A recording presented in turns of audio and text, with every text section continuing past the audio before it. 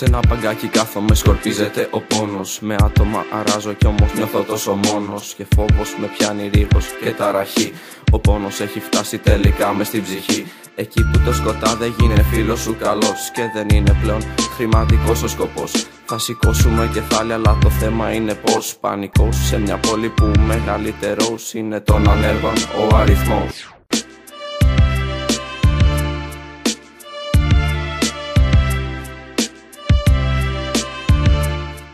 Σαπλώνω, το μυαλό μου ταξιδεύει, ταλινεύει, με παιδεύει, με μπερδεύει, με τρελαίνει. Δεν ξέρω τι να κάνω, μα ξέρω τι να πω. Θα πάω στη δουλίτσα μου να καθιερωθώ.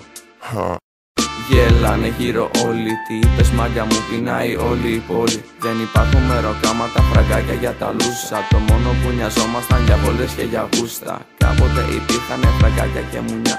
Μα τώρα μας κατένισαν του μνημονίου πιόνια. Μας τρέχουνε προς τον κρεμό και σπέρνουνε παντού τον θυμό και την τυχόνια. Δεν ξέρω τι να πω, τι είναι αυτό που με μπερδεύει. Δεν ξέρω αν στο τέλος θα είμαι αυτός που επιμένει. Λάθος μηνύματα από το μαύρο κουτί, με σκοπό να μας αλλάξουνε για πάντα τη ζωή. Δεν το δέχομαι.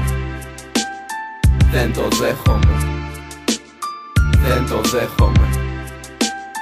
Δεν το δέχομαι. Πόσα πρόσωπα ακόμα να αλλάξω, σε πόσα πρόσωπα ακόμα να ψάξω. Ένα χαμόγελο να βρω να ταιριάξω, ήθελα απλά να πετάξω. Πόσα πρόσωπα ακόμα να αλλάξω, σε πόσα πρόσωπα ακόμα να ψάξω. Ένα χαμόγελο να βρω να ταιριάξω, ήθελα.